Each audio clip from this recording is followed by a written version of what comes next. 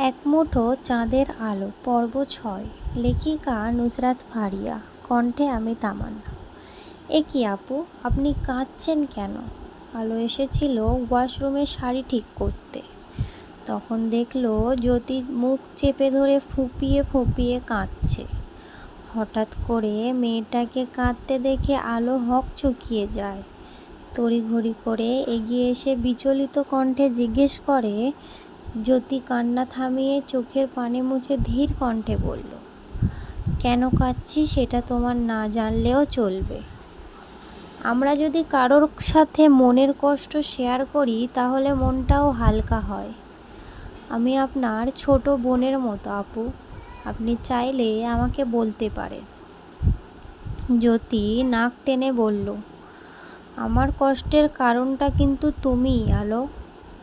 একথা শুনে আলো হতভম্ব হয়ে গেল। অবাক কণ্ঠে বলল, আমি কি করেছি? তুমি যদি আমাদের মাঝে না আসতে তাহলে আমি আমার ভালোবাসার মানুষটাকে পেয়ে যেতাম। আলো চমকে উঠল। এই মেয়েটা কী সব বলছে? সে আবার এদের মধ্যে কখন কিভাবে এলো? জ্যোতি পাশে ফিরে আলোর বিস্মিত চেহারার দিকে তাকিয়ে বলল, আমিও আধার ভাই একে অপরকে খুব ভালোবাসি। আমাদের তো বিয়েটাও ঠিক হয়েছিল, কিন্তু মাঝখান থেকে হুট করে দাদাজান আপত্তি করে এই বিয়ে নিয়ে। ওনার হয়তো আমার পছন্দ ছিল না, তাই তিনি এমনটা করেছেন। আধার ভাই ওনাকে বারবার রিকোয়েস্ট করেছিল আমি বর্ধিত অন্য কারোর সাথে যেন বিয়ে না দেয়, কিন্তু দাদাজান উল্টো অসুস্থতার সুযোগ নিয়ে ইমোশনাল ব্ল্যাকমেল করে। আর আধার ভাইও এক পর্যায়ে এসে এক প্রকার বাধ্য হয়েই এই বিয়েতে রাজি হয়ে যায়, কিন্তু ওনার একটুও মত ছিল না। তার জন্য বিয়ের আগে সামান্য হবু বউয়ের মুখটাও দেখার প্রয়োজন মনে করেননি। এমনকি উনি এখনোই আমাকে চান, আর আমিও ওনাকে চাই, কিন্তু দাদাজানের জন্য ওনার হাত পা বাঁধা। এখন তুমিই বলো আমি কি করব? কথাগুলো শুনে আলোর পায়ের নিচ থেকে মাটি সরে গেল। তার মানে জ্যোতি আপু আধার স্যারের গার্লফ্রেন্ড? ও মাই গড, সে এতদিন জানতো হয়তো আধার স্যার সিঙ্গেল, কিন্তু এখন এসব কি শুনছে? তাহলে কি এটার জন্যই তাকে মেনে নেয়নি? অবশ্য দুজনেই তো একে অপরকে পছন্দ করে না, তবুও তো সে এটা কখনোই ভাবতে পারেনি। আধার স্যারের ভালোবাসার মানুষ জ্যোতি আপু। আই নো তুমি এসব কিছুই জানো না, আর আমি এটাও জানি তুমি ওনাকে তেমন পছন্দ করো না। তাহলে কেন রয়েছো এই অনাকাঙ্ক্ষিত সম্পর্কের মধ্যে? আধার ভাই তোমাকে নয়, উনি আমাকে ভালোবাসে। আমি ওনার একমাত্র ভালোবাসার মানুষ। এই দেখো আমার হাতে ওনার দেওয়া রিং, আমাদের ভালোবাসার স্মৃতি। জ্যোতি বাম হাত গালে মেলে দেখায়। আলো শূন্য চোখে তাকিয়ে দেখল হাতের অনামিকা আঙ্গুলের মাঝে একটা ডায়মন্ডের রিং চকচক করছে। এটা দেখে কি তার খারাপ লাগছে? হয়তো, তবে সেটা শুধুই জ্যোতি আপু ও আধার স্যারের জন্য। দুটো মানুষ একে অপরকে ভালোবেসেও পেল না, মাঝখান থেকে তাদের বিচ্ছেদের কারণ তাকে হতে হলো। কিন্তু এখানে তারই বা কী দোষ? সে তো এসব কিছুই জানতো না। যদি জানতো তাহলে কখনোই এই বিয়েটা করতো না। কেন জানি নিজের উপর ভীষণ রাগ হলো মেয়েটার। সে যদি তাড়াহুড়ো না করতো তাহলে এই দিনটা দেখতে হতো না। সে না হয় কিছু জানতো না, কিন্তু দাদাজান ওই মানুষটা তো সব জানে। তাহলে কেন এমন করলো? শুধু কি তাকে নাতবউ করার জন্য? এত এত প্রশ্নের মধ্যে আলোর মাথা ফেটে যাচ্ছে। সে কোনো মতে নিজেকে সামলিয়ে ধীর কণ্ঠে বলল, আমি আপনাকে কি বলবো বুঝতে পারছি না। এমন কিছু ঘটে রয়েছে সেটা আমার ধারণারও বাইরে ছিল। তবে আপনি নিশ্চিন্তে থাকুন, আধার স্যার খুব তাড়াতাড়ি আপনার হবে। কারণ আমি কখনোই চাইবো না আমার জন্য দুটো মানুষের ভালোবাসা অপরিপূর্ণ থাক। জ্যোতির ঠোঁটের কোণে হাসি ফুটে উঠল। সে চট করে আলোকে জড়িয়ে ধরে বিড়বিড় করে বলল, তোমাকে অনেক অনেক ধন্যবাদ আলো। আমার বিশ্বাস ছিল তুমি আমাদের সম্পর্ক মেনে নিবে। দিন শেষে তুমিও একজন মেয়ে। সেখানে আমার কষ্ট কিভাবে বুঝতে বলো? সবচেয়ে বড় কথা, আদার ভাই তোমাকে না, আমাকে ভালোবাসে, যাকে বলে নিঃস্বার্থ ভালোবাসা। অজান্তেই আলোর বুক চিরে দীর্ঘশ্বাস বেরিয়ে এলো। ভাবলেশীনভাবে বলল, দোয়া করি আপনাদের দুজনের ভালোবাসা যেন পূর্ণতা পায়। আধার রাতে তিথিকে চট্টগ্রামে রেখে সকালে ফিরে এসেছে। বোনের যাবতীয় যা যা প্রয়োজন সব কিছু কিনে দিয়েছে। বাড়িতে ফিরে রুমে প্রবেশ করতেই কপাল কুঁচকে এলো। বিছানায় এলোমেলোভাবে শুয়ে আছে আলো। লম্বা লম্বা খোলা চুলগুলো চাদরের সাথে লেপ্টে রয়েছে। মেয়েটা বালিশের পাশে মাথা রেখে অস্ফুট স্বরে গোঙাচ্ছে। মাঝে মধ্যে মাথা এদিক ওদিক করতে করতে কিছু বিড়বিড় করে বলছে। ফর্সা চেহারা মলিন ও রক্তিম হয়ে আছে। আধারে গিয়ে এসে কিছু একটা ভেবে আলোর কপালে হাত রাখতেই চমকে উঠল। জ্বরে পুড়ে যাচ্ছে মেয়েটার শরীর। রাতেই তো সুস্থ দেখে গিয়েছিল, তাহলে হঠাৎ করে এত জ্বর আসার কি মানে ঠিক বুঝতে পারল না। আধার সরে আসার সময় তার নজর গেল মেয়েটার বাম গালের দিকে। ফর্সা গালে 4 আঙুলের আবছা দাগ ফুটে আছে। এটা দেখে কপালের মাঝে 4টে ভাঁজ পড়ল। ভালো করে লক্ষ্য করে দেখে মেয়েটা অজানা ব্যথায় ছটফট করছে। সে আর দূরে সরে গেল না, বরং কাছে এসে হালকা ঝুঁকে এক গালে হাত রেখে আস্তে করে ডেকে উঠল, আমার কথা শুনতে পাচ্ছ? স্যারের ডাকে আলো পিট করে তাকায়। চোখের সামনে খুব চেনা একখানা সুন্দর চেহারা ভেসে উঠতেই তার লালচে চোখ জোড়া ছলছল করে উঠল। আধার আলোকে তোলার চেষ্টা করলো। মেয়েটি অস্ফুট স্বরে বলল, ব্যথা, কোমরে অনেক ব্যথা। কোমরে কি হয়েছে? আলো কিছুক্ষণ চুপ থেকে বলল, রাতে পড়ে গেছি সিঁড়ি থেকে। এ কথা শুনে আধার চট করে আলোর শরীর থেকে কম্ফটা সরিয়ে পায়ের দিকে তাকিয়ে দেখে ডান পায়ের হাঁটুতে ব্যান্ডেজ করা। সে ফোঁস করে তপ্ত শ্বাস ফেলে গম্ভীর কণ্ঠে বলল, সবসময় অঘটন না ঘটালে চলে না তোমার? আলো কিছু না বলে আধো আধো চোখে চেয়ে থাকলো। আধার কিছুক্ষণ পর চুপ থেকে হুট করেই মেয়েটাকে পাঁজা কোলে তুলে নিল। তারপর ওয়াশরুমে চলে গেল। নিজে ও আলোকে ফ্রেশ করিয়ে বেরিয়ে এলো। নরম বিছানায় সাবধানে আধশোয়া করে শুইয়ে দিয়ে রুম থেকে বেরিয়ে যায়। ফিরে এলো কয়েক মিনিটের পর। হাতে খাবারের প্লেট। আলোকে নিজ হাতে নাস্তা করিয়ে জ্বরের ওষুধ খাইয়ে দিল। তারপর মেয়েটার বাম গালে মলম লাগিয়ে দিয়ে কপালে জলপট্টি দিতে থাকলো। আপনি নিশ্চয়ই ভীষণ টায়ার্ড। আমার সেবা না করে একটু রেস্ট নিন, আমি ঠিক আছি। আলো বিড়বিড় করে কথাগুলো বলে। আধার চুপচাপ নিজের কাজ করতে করতে ধীর কণ্ঠে বলল, তোমার বাবাকে কথা দিয়েছিলাম তার মেয়ের খেয়াল রাখবো। ধরে নাও আমি আমার নিজের দায়িত্ব ও কর্তব্য পালন করছি। আমাকে ঘৃণা করেন খুব, তাই না স্যার? ঘৃণা নয়, জাস্ট তোমাকে পছন্দ করি না। আলো ফিচেল হেসে বলল, আমিও আপনাকে পছন্দ করি না, বিশেষ করে আপনার রুড বিহেভিয়ারকে। মাঝে মধ্যে ইচ্ছে করে এক ধাক্কায় আপনাকে ভার্সিটির ছাদ থেকে ফেলে দিই, তাহলে হয়তো একটু ভালো লাগতো। আমাকে ফেলতে গিয়ে নিজেই কোমর ভেঙে বসে আছো মিস কালো। নামটা শুনে আলোর চোখ মুখ কুঁচকে বলল, আমি দেখতে যথেষ্ট সুন্দর স্যার, তবুও আপনি আমাকে বারবার কালো কালো বলেন কেন? আধার মানে অন্ধকার, আর অন্ধকার মানেই কালো, এবং আলো কালো পারফেক্ট জুটি, তাই এই নামটা তোমার সাথে একদম মিলে যায়। স্যারের লজিক ঠিক বুঝতে পারল না আলো। এ কেমন ব্যাখ্যা? সব মাথার ওপর দিয়ে গেল।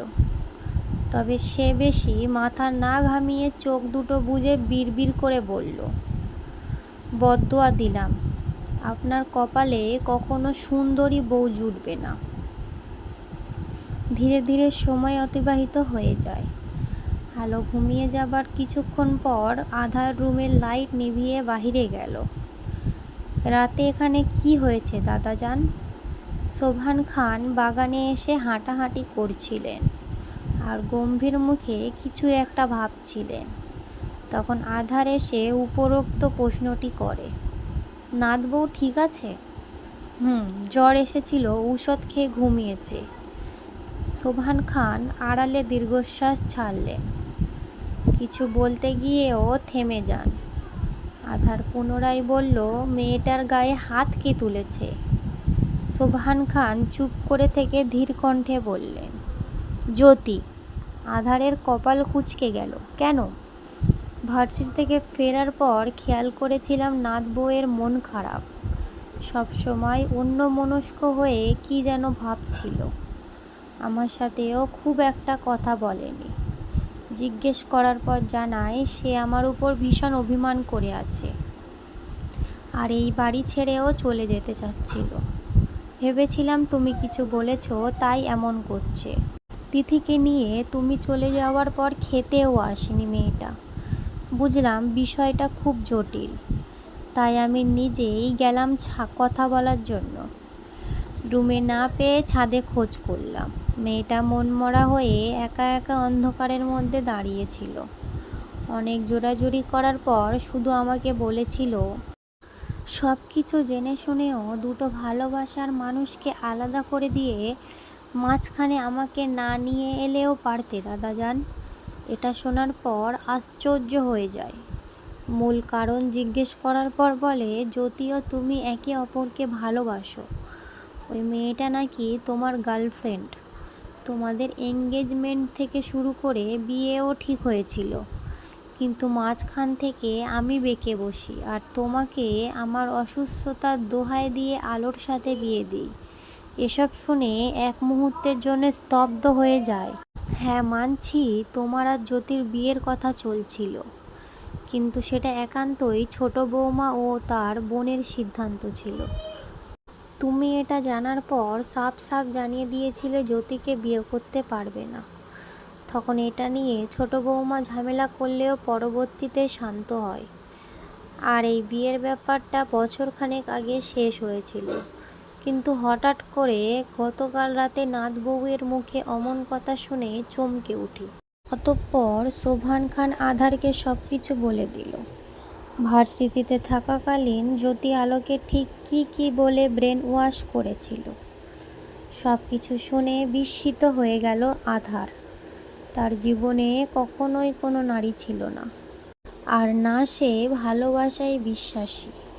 বলতে গেলে সে ভালোবাসা নামক শব্দকে ভয় পায়।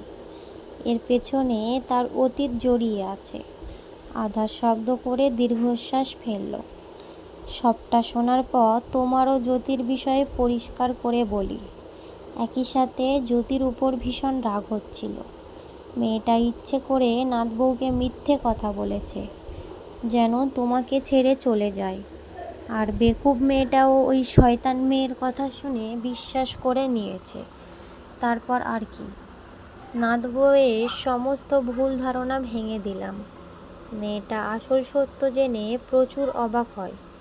সে সময় জ্যোতি বাড়িতে ছিল না, বাহিরে গিয়েছিল ঘোরাঘুরি করতে। পরিস্থিতি স্বাভাবিক হতে মেয়েটাকে নিয়ে খাওয়া দাওয়া করে রুমে গেলাম। হঠাৎই মাঝরাতে আলো ও জ্যোতির চিৎকার চেঁচামেচির আওয়াজ শুনে আমি ও ছোট বৌমা রুম থেকে বের হই।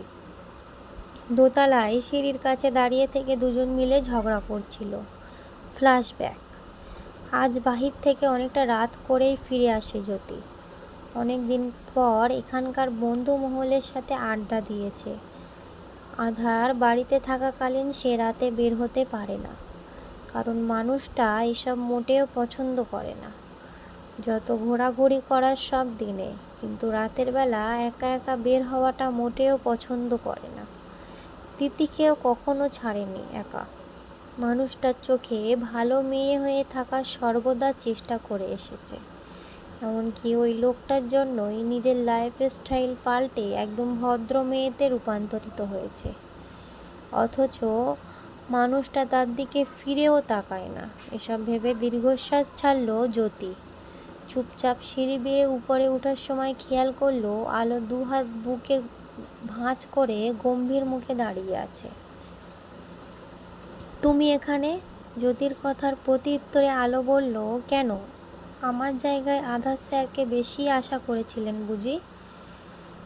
You are right. আমি আমার প্রিয় মানুষটাকে মিস করছিলাম। আলো তাচ্ছিল্যের সুরে বলল, হয়েছে আপু, আর মিথ্যে নাটক করতে হবে না। আমি সব কিছু জেনে গিয়েছি। মানে? মানে এটাই যে আধার স্যার আপনাকে মোটেও ভালোবাসে না। শুধু আপনাকে কেন, উনি কোনো মেয়েকেই লাভ করেন না। আপনি ওনাকে পাওয়ার জন্য মিথ্যে কথা বলেছেন আমাকে। সব কিছু শুনে আমি যেন ওনার জীবন থেকে চলে যাই, তখন আপনি আসতেন, রাইট? বাট আফসোস, সেটা আর হচ্ছে না। আধার স্যার না চাওয়া অবধি আমি এই বাড়ি থেকে এক পাও নড়ব না, আর না আপনার ওনার লাইফে আসতে দেব। আফটার অল আপনি কেমন সেটা আমি A to Z জেনে গিয়েছি। আলোর কথা শুনে জ্যোতি কিছুটা চমকে উঠলেও পরে নিজেকে সামলিয়ে নিয়ে বলল, দ্যাটস গ্রেট, ভালো হয়েছে সব কিছু জেনে গিয়েছো। এখন চুপচাপ আধারের জীবন থেকে সরে যাও। আমি তাকে ভালোবাসি, উনি তো আর আপনাকে ভালোবাসে না। So what? আমার একার ভালোবাসাই যথেষ্ট। শুধু আমাদের মাঝখান থেকে চলে যাও। আমি চলে গেলেই কি আধার স্যার আপনাকে বিয়ে করবে? মনে হয় না। ওনার যদি আপনাকে বিয়ে করারই হতো তাহলে প্রথমেই করতেন। সেটা আমরা বুঝে নেব, তোমাকে এত মাথা ঘামাতে হবে না। শুধু মাথা না, এই আলো পুরোটাই ঢুকে গেছে মাঝখানে। না চাইতেও মাইনকার চিপায় ফেসে গেছি। সেখানে আমি না ঘামলে আর কে ঘামবে বলুন তো? কি চাও তুমি? আমাকে আমার মতো থাকতে দিন। মানে তুমি বলতে চাচ্ছ আধারকে ছাড়বে না? না, কেন ছাড়বো? আশ্চর্য, আমাকে দেখে কি আপনার 12 ভাতারি মনে হয়? ওনার দরকার হলে উনি ছাড়ুক আমায়। আপনার আদার ভাইয়ের প্রতি বিন্দুমাত্র ইন্টারেস্ট নেই। সালার রসকসীন কাঠখোট্টা এক বদল।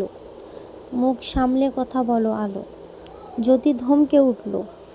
আলো ভুরু কুঁচকে ঝাঁঝালো কণ্ঠে বলল, আমি আমার স্বামীকে 1000 বার বকবো, তাতে আপনার কি? কে হন আপনি? এতই যদি ভালোবাসা দরদ উতলে পড়ছে তাহলে উনার কাছে গিয়ে ড্রামা করুন। আমাকে এসবের মধ্যে একটুও জড়াবেন না। এই আপনার জন্য, শুধুমাত্র আপনার জন্য চিন্তা করতে করতে 2 কেজি ওজন কমে গেছে আমার। যেখানে আমি সবাইকে ডিপ্রেশনে ফেলি, সেখানে আপনার কথা শুনে আমি নিজেই ডিপ্রেশনে চলে গিয়েছি। শুধু শুধু দাদাজানের ওপর রাগ করেছি, সাথে স্যারের 14 গোষ্ঠীও ধুয়ে দিয়েছি। দুপুরে ঠিক মতো খাবার খাইনি, এমনকি রাতেও গলা দিয়ে খাবার নামছিল না। মাথা ব্যথায় পাগল হয়ে যাচ্ছিলাম। একদিকে আমি মরছি আপনাদের জ্বালায়, আর আপনি বাহিরে ফিল্ডিং মারছিলেন। বাহ আব্বু বাহ, এক কথায় চমৎকার অভিনয় করেছেন। এতদিন জানতাম শুধু আমিই নাটকবাজ, এখন দেখছি আমার থেকেও 2 কাঠি ওপরে আপনি। কথাগুলো শুনে রেগে গেল জ্যোতি, চিল্লিয়ে বলল, আমি তোকে লাস্ট বার বলছি, আমার আধারের জীবন থেকে সরে যা, নয়তো কি? হ্যাঁ, কি করবেন? মেরে ফেলবো তোকে। আলো কথা শুনে শব্দ করে হেসে দিল, তারপর দাঁতে দাঁত চেপে বলে উঠল, যাব না সরে, আমিও দেখি আপনি কি করেন। বলা শেষ হতেই আলোর বাম গালে থাপ্পড় এসে পড়ল। You fucking! বাস! জ্যোতির গালি শুনে মুহূর্তেই সব ধৈর্যের বাঁধ ভেঙে গেল আলোর। সে রক্তিম চোখে তাকিয়ে সপাটে চড় বসিয়ে দিল জ্যোতির গালে। আর যাই হোক, তার গায়ে আজ পর্যন্ত কেউ হাত তুলেনি। সেখানে একজন বাহিরের মেয়ে হয়ে কিনা বিনা দোষে মারল তাকে, তাহলে সে কিভাবে ছেড়ে দিত? দিন শেষে সেও ভালো মেয়ে নয়, 10টা মার খেলেও 5টা ফিরিয়ে দেওয়ার ক্ষমতা রাখে। অন্যদিকে যদি মার খেয়ে হতভম্ব হয়ে আছে, সে একটুও আশা করেনি আলো তাকে এইভাবে পাল্টা আঘাত করবে। তবে রাগে অপমানে শরীর জ্বলে যাচ্ছে। কত বড় সাহস! জ্যোতি তালুকদারের গায়ে হাত তুলেছে। নিজের সীমার মধ্যে থাকার চেষ্টা করুন, আমার সাথে একদম লাগতে আসবেন না, নয়তো আমার খারাপ রূপটা দেখাতে বাধ্য হব। গা জ্বলে উঠল জ্যোতির। আলো নিজের গাল নেড়ে রাগান্বিত দৃষ্টি নিক্ষেপ করে সিঁড়ি বেয়ে নামতে চাইছিল। উদ্দেশ্য ছিল রান্নাঘরে গিয়ে নিজের নরম গালে বরফ ঘষাঘষি করবে। গালটা ভীষণ জ্বলছে। হয়তোবা সুন্দর গালে আঙুলের ছাপ বসে গিয়েছে। আলো সিঁড়ির ধাপে পা রাখতেই যদি চট করে ল্যাং মারল। একদম হুট করে ঘটনাটি ঘটে যায়। ফলস্বরূপ অনাকাঙ্ক্ষিত ধাক্কায় নিজের ব্যালেন্স সামলাতে না পেরে হুড়মুড়িয়ে সিঁড়ি বেয়ে গড়িয়ে নিচে পড়ে গেল আলো। কোমরে ও পায়ে অনেকটাই ব্যথা পায়, এমনকি ভয়ে সেন্সলেসও হয়ে যায়। সোবহান খান ও তাহমিনা খান তখনই মেয়েটাকে নিয়ে হাসপাতালে গিয়েছিল। প্রাথমিক চিকিৎসা দিয়ে মাঝরাতে ফিরে এসেছে, কারণ আলো হাসপাতালে থাকতে মোটেও পছন্দ করে না। তীব্র ফিনাইলের গন্ধে দমটা বন্ধ হয়ে যায়। সোবহান খান জ্যোতির কাজে এতটাই রেগে গিয়েছিলেন যে ওই রাতের বেলাতেই মেয়েটাকে বের করে দেন, সাথে কিছু কড়া কথাও শুনিয়ে দেয়। তাহমিনা খান জ্যোতির পক্ষে ছিল, এটা নিয়েও ঝামেলা হয়। এতে সোবহান খান আরও রেগে যান, ছোট বৌমাকেও কিছু কথা শুনিয়ে দেন। পরিস্থিতি অস্বাভাবিক দেখে চুপ করে যায় তাহমিনা খান। বাড়ির গাড়ি ও ড্রাইভার দিয়ে জ্যোতিকে তার কাজিনের বাড়িতে পাঠিয়ে দেয়। বর্তমান সব কিছু শুনে কিছুক্ষণের জন্য স্থির হয়ে রইল আধার। চোখ মুখে বিস্ময়ের ছাপ সুস্পষ্ট। চেহারা দেখে বোঝা মুশকিল মনের ভিতর কি চলছে। কিছু সময় থম মেরে দাঁড়িয়ে থেকে উল্টো ঘুরে বাড়ির ভেতর যেতে যেতে গম্ভীর কণ্ঠে বলে উঠল, তোমার ছোট বৌমার বোনের বড় মেয়েকে যেন এই বাড়িতে আর কোনো দিন না দেখি দাদাজান, অন্যথায় পরের থাপ্পড়টা কিন্তু আমার হাত থেকেই পড়বে।